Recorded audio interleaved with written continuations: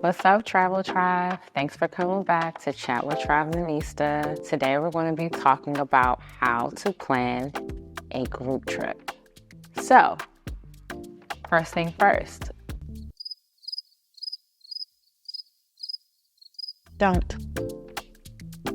But if you want to go against my better judgment, I go against my better judgment. But my girls group, they're great. So shout out to y'all. If you would like to, I'm going to give you guys the gems that I use in order to actually plan the trip. So first things first, I generally come up with a location and I ask people if that location is of interest. And that's kind of how I actually get to know who wants to go on this trip. And then based off who shows interest, I also kind of think about if these people are going to mesh well together for the length of time that we're going to be on the trip. Because a lot of times you may be able to go on a trip for a couple of days with certain people, but if you're going to extend the trip, more time with the people that we love, it can get a little funny, okay? So that's what I generally do first.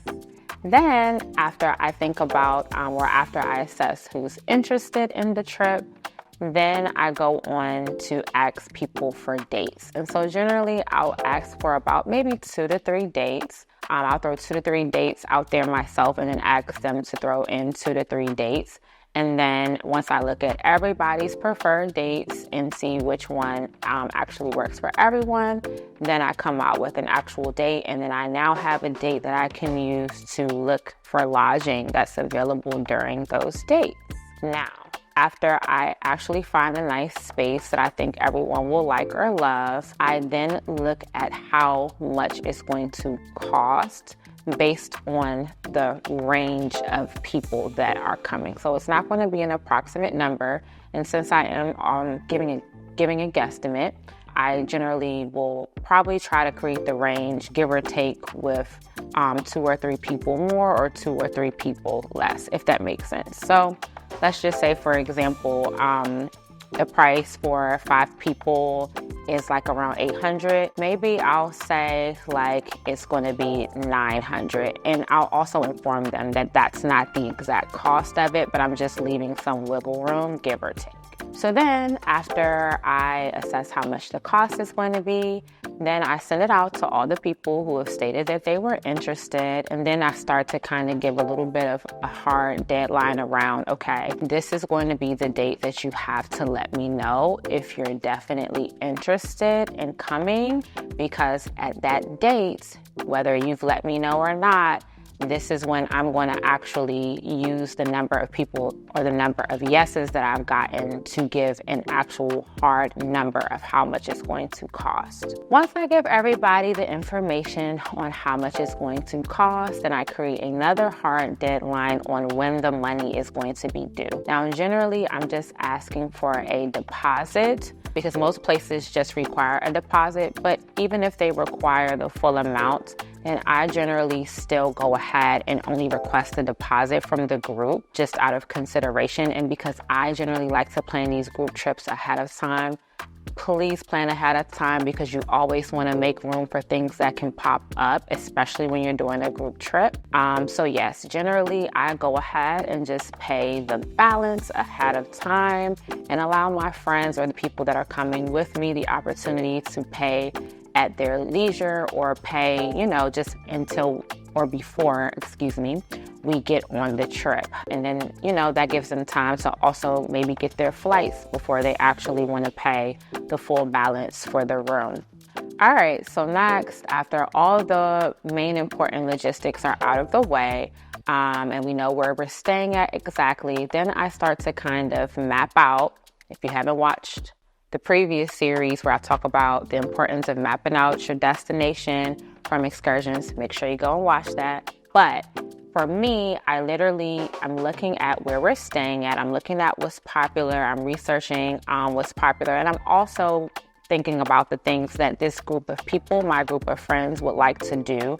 And I'm going to go ahead and create like a little list, maybe about 3 to 5 excursions or, just sightseeing that I believe that everyone wants to do. And then I'm going to shoot that list out to the group and ask them, what are some must-dos for each of you?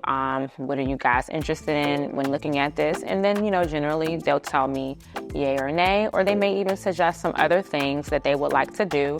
And then at that point, I can go ahead and start mapping out the distances based on my research, seeing which companies or which places are close by, so that I can know exactly which excursions are best fitting or most appropriate for where exactly we're going to stay. And then so that I can then provide them the cost, right? Because once I know what the excursions are and where they're going to be, then I know if it's going to be a transportation cost, if I'm going to actually have to find the transportation, if transportation comes with it, etc. All right, so there you have it. We have these excursions planned. We have the logistics planned. We have the payments taken care of. Now, I'm going to add a little bonus in terms of what I personally do for my friends, right? Because there's always a little chatter around who's going in what room, right? Everyone's kind of planning or plotting on getting the best rooms. And we don't want a bad girls club style where everyone comes in the room and they're literally like beefing about who's going to get the better room. Granted, if it's my trip and it's my birthday and I planned it, I think I should get the best room. But generally, how I do room assignment is, one, if people know each other, right? If you have friends that have traveled together before, or if they have a relationship, you want to just be fair and put them in a room together, because that's just what's most appropriate and probably what's going to make them most comfortable. However, if you're not really interested in that, or your friend group doesn't care about that too much, especially the guys, I know you guys generally don't care about that too much, I usually say the room can be selected based upon who pays their money first. And that kind of gives people a little motivator, right? Because if you want a specific type of room, then you got to come up with your coins first and you'll get it. All right, Travel Tribe. So there you have it. That's how Travelinista plans her group trips. Thank you guys so much for coming back. Make sure you love, like, tune in, subscribe. Let me know how you feel about it.